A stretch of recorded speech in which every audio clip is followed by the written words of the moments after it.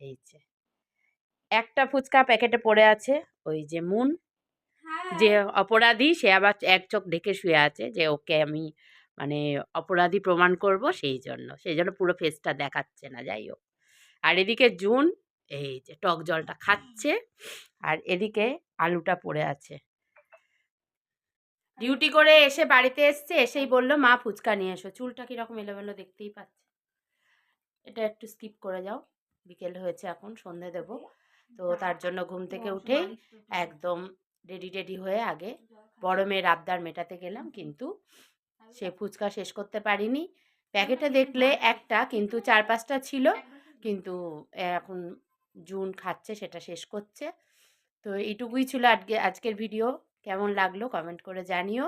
আর কোনো জিনিস নিজে আনতে বলে এভাবে নষ্ট করাটা উচিত কিনা কমেন্টে লিখে পাঠাও। টাটা।